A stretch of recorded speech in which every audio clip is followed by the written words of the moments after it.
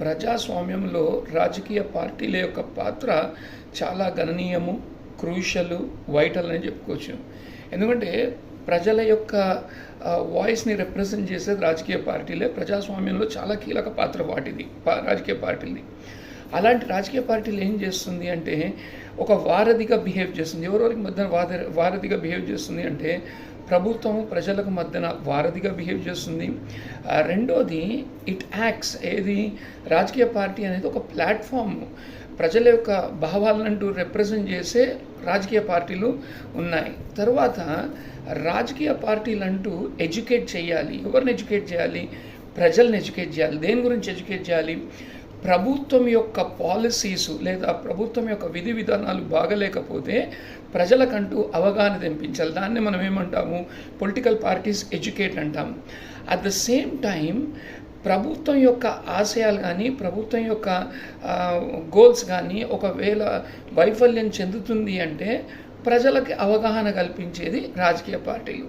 కానీ మన దగ్గర ఉన్న రాజకీయ పార్టీలు ఎలా ఉన్నాయి అంటే, నిన్న ఒక రాజకీయ పార్టీ గురించి చూశాను. వీ కెనాట్ సే రాజకీయ పార్టీలు ఈ రకంగా కూడా మాట్లాడుతుందా. నిన్న ఒక ప్రధాన రాజకీయ పార్టీ మన రాష్ట్రంలో ఏమంటాడు? ఉగ్రవాదాన్ని ప్రోత్సహించండి మన యొక్క విధి విధానాలు. అంటే ఆ యొక్క రాజకీయ పార్టీ ఇప్పుడు అధికారంలోకి లేదు, కానీ అధికారంలోకి రావాలి అంటే ఏదో రకంగా ప్రజల మధ్యలో మనం ఉండాలి. కాబట్టి విధ్వంసాన్ని రేపండి. ఇప్పుడు ఆ పార్టీలో ఉన్న సీనియర్ నాయకులు ఎవరెవరైతే ఉన్నారో వాళ్ళందరూ ముందుకొచ్చి మాట్లాడాలి. ఎస్, ఈ పలానా రాజకీయ నాయకుడు మాట్లాడింది తప్పు, ఈ మాటల్ని మేము ఎంకరేజ్ చెయ్యము అనేది. ఆ మాటలు మాట్లాడిన రాజకీయ నాయకుడు ఎవరో కాదు, ఒకప్పుడు ఎంపీ, ఎమ్మెల్యే, ప్రభుత్వం తరఫున తెలంగాణ ప్రభుత్వం తరఫున చీఫ్ విప్గా కూడా పనిచేసిన వ్యక్తి అతను. అలాంటి ఒక బాధ్యత గల ప్రతినిధి విద్వాంసాన్ని రేపండి, మిలిటెంట్ని ప్రోత్సహించండి అని చెప్తుంటే అది చాలా చాలా బాధాకరంగా ఉంది. ఎందుకంటే ఇంకా ఇప్పుడు ప్రస్తుతం ఉన్న ప్రభుత్వం తెలంగాణలో ఇంకా 2 ఏళ్ళు పనిచేస్తుంది.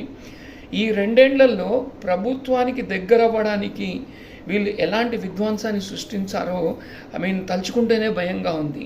రైల్వే ట్రాక్లను కొయ్యండి, ఆఫీసులను ధ్వంసం చేయండి, నిరంతరము ఇలాంటి మిలిటెంట్స్ని ప్రోత్సహించండి అన్నారు. దయచేసి చేతులెత్తి మొక్కుతున్నాను ఈ రాజకీయ పార్టీలకి.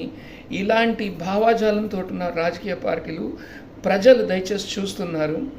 మీరే ఆలోచించి ఏ పార్టీ మంచిదో ఆలోచించి రాబోయే కాలంలో వాళ్ళని ఎన్నుకోండి.